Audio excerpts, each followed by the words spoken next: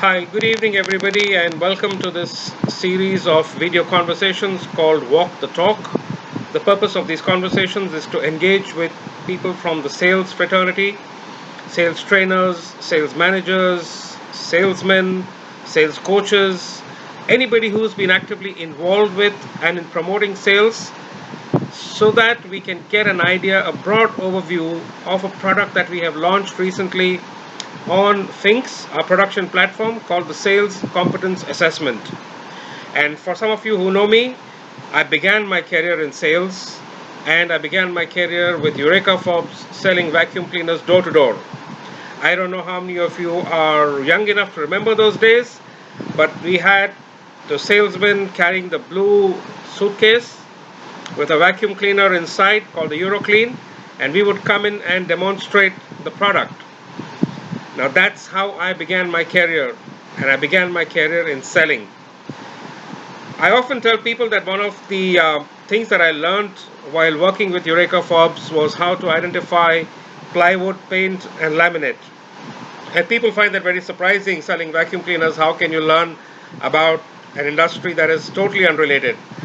But my job was selling vacuum cleaners door to door. And the number of doors that you have slammed on your face when you do that kind of selling, you get very, very close to the elements of plywood, paint, and laminate, and soon you can identify them. That's in jest. But honestly, sales is the thing that drives all businesses. And if it wasn't for sales, there would be no business. Having said that, there are very, very, very few assessments that actually cover the sales person's competence profile from a very holistic point of view. There are assessments that try and do something, and there are assessments that try and do something else. For the first time in the history of measuring assessments, we have a model that not only measures the competence of a salesperson, but can also be linked to a behavioral assessment. So you get a continuity or a continuum of information, the behavioral preferences of the person and the competence that he has acquired in certain areas of selling.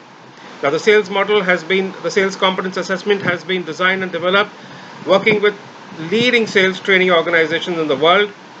And I'm very, very happy to share that over the next few episodes, we will be talking to some international partners with Extended Disc and FinxS. We will be talking to some local partners of Extended Disc India, those who are users of the product, those who have been certified on the product, those who are fans of the product, and I'm sure you're going to enjoy this as much as I have enjoyed producing it.